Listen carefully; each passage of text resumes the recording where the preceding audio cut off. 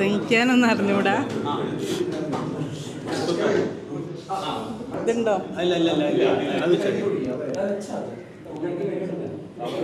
ഇപ്പം എന്താ പറയേണ്ടതെന്ന് അറിയൂല, പ്രസംഗിക്കാനും അറിയൂല. എന്നാലും 2 വാക്ക് പറയണം എൻ്റെ ആഗ്രഹം ഉണ്ടായിരുന്നു.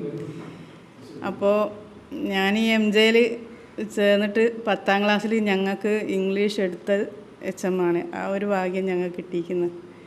അപ്പോൾ ഒരു ബുക്കായിട്ട് ഇങ്ങനെ കയറി വരുന്നതും ആ ക്ലാസ് എടുക്കുന്നതൊക്കെ നല്ല ഓർമ്മകൾ ഇപ്പോഴും മനസ്സിലുണ്ട്. ഡാഫോഡിൽസിൻ്റെ പദ്യം ചൊല്ലിത്തന്നൊക്കെ എപ്പോഴും അങ്ങനെ മായാതെ കിടക്കുകയാണ് മനസ്സിൽ. പിന്നെ അത് നല്ലൊരു ഓർമ്മ ആയിട്ടുണ്ട്.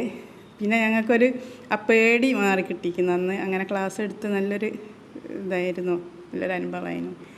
പിന്നെ എന്നെ ചേർത്താൻ വന്നപ്പോൾ അങ്ങനെ തന്നെ എന്നോടൊരു ചോദ്യം ചോദ്യം ഇപ്പോഴും ഓർമ്മയുണ്ട്. 5നെ 1 കൊണ്ട് അരിച്ചാൽ എത്ര ആണെന്ന്. അപ്പോൾ അരിക്ക് എന്താണെന്ന് വരെ നല്ലോണം അറിയൂല. അന്ന് ഭരണത്തെ പറ്റിയൊന്നും അറിയില്ല.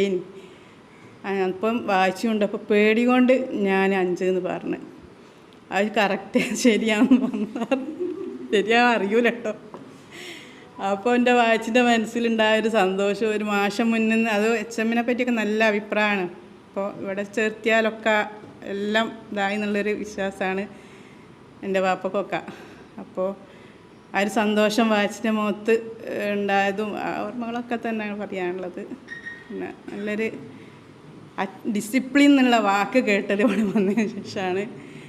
അപ്പോൾ ആ ഡിസിപ്ലിൻ എന്താണെന്ന് മനസ്സിലായതും ഈ ജീവിതത്തിൽ ഇന്ന് വരെ അത് നല്ലോണം മക്കളുടെ ഇടയിലായാലും കുടുംബജീവിതത്തിലായാലും നിലനിർത്തി കൊണ്ടുപോകാനും എനിക്ക് സാധിച്ചിട്ടുണ്ട്. അൽഹംദുലില്ലാ. അത് എനിക്ക് പറയാനുള്ളത്. അതും ഇവിടുന്ന് മാഷ് ആണ് ആദ്യമായിട്ട് ഇങ്ങനെ ഡിസിപ്ലിൻ എപ്പോഴും പറയാതായിരുന്നല്ലോ മാഷ്. അപ്പോൾ അതൊക്കെ തന്നെ പറയാനുള്ളത്.